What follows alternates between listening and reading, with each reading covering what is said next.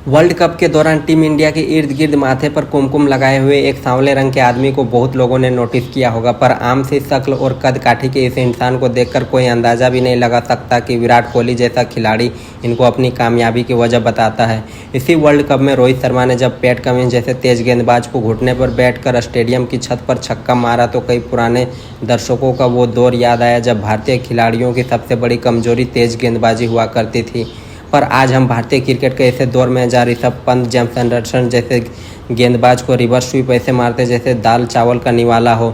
Indian batsman fast bowling के सामने आज अचानक से बैकअप नहीं हुए, बल्कि इसके पीछे एक इंसान की 11 साल की मेहनत का कमाल है। इस आदमी का नाम है डी राघवेंद्र। प्यार से इंडियन प्लेयर्स इन्हें रघु बुलाते हैं। कर्नाटक के उत्तर कन्नड़ जिले के रघु भी करोड़ों भारतीयों की तरह क्रिकेटर बनना चाहते थे और करोड़ों भारतीयों की तरह उनके पिता को भी क्रिकेट बर्बादी का शौक लगता था।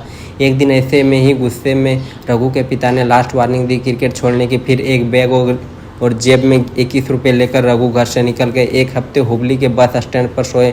वहाँ से जब पुलिस ने भगाना शुरू किया तो रघु भागकर एक मंदिर में रहने लगे। वहाँ भी ज़्यादा दिन ठिकाना बना नहीं। फिर वहाँ से निकलकर उन्होंने एक शमशान में अपना ठिकाना बनाया और वहीं 4.5 साल तक एक टूटे कमरे में रहते रहे। भूखे पेट भी रघु को ये लगता कि अब क्रिकेटर बनकर ही घर जाएंगे, पर उनके सपने को भूख तो कोई तोड़ नहीं पाई। पर उनके एक हादसे में उनका दायां हाथ टूट गया। बॉलिंग का सपना चकनाचूर होने के बावजूद रघु घर नहीं लौटे, क्योंकि उन्हें अपने सपने अपने प्यार क्रिकेटर के आसपास रहना था, चाहे जिस रूप में रहे। हुबली में ही वो दूसरे क्रिकेटर्स को बॉलिंग प्रैक्टिस कराने लगे। फिर एक दोस्त के कहने पर बेंगलोर गए। वहाँ कर्नाटक क्रिकेट इंस्टीट्यूट में क्रिकेटर्स को प्रैक्टिस कराते हुए ऐसे ही एक दिन वो जगवाल श्रीनाथ की नज़र में आए। वहाँ से कर्नाटक रणजी टीम का हिस्सा बने। फिर चिन्नास्वामी में नेशनल क्रिकेट अकादमी में बिना किसी तनख्वाह के 3-4 साल काम करते रहे। NCA में भी उन्होंने कोचिंग का कोर्स पूरा किया। फिर वहां आने वाले इंडियन क्रिकेटर्स को प्रैक्टिस कराने लगे। फिर उन पर सचिन की नज़र पड़ी।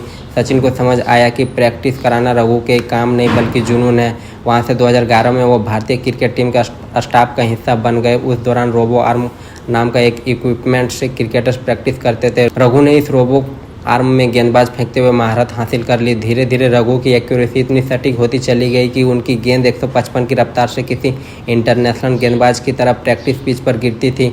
रघु ही वो वजह है जिसकी 145 से 155 की रफ्तार वाली गेंदों पर प्रैक्टिस करते भारतीय खिलाड़ियों को मैच में 135 से 145 के स्पीड वाले बॉलर मीडियम पेसर लगते हैं।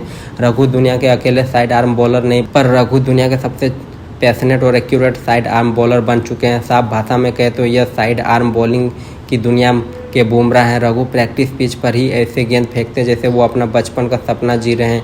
ये उनका जुनून ही था कि 2023 वर्ल्ड कप में जब ओस की वजह से खिलाड़ियों के जूते में मिट्टी भर जा रही थी तो रघु एक ब्रश लेकर बाउंड्री के पास खड़े हो गए और हर ओवर के बाद वो खिलाड़ियों के जूते से मिट्टी साफ करने लगे। रघु से ही इंसान ये सीख सकता है कि सपने कभी नहीं टूटते, बस सपनों को पूरा करने का एक रास्ता बंद होता है। अगर आप सच में अपने सपने से प्यार है तो उसे पूरा करने का कोई ना कोई रास्ता आप निकाल ही लेंगे। अगर हमारी वीडियो अच्छी लगी तो हमारे वीडियो को लाइक कर दें।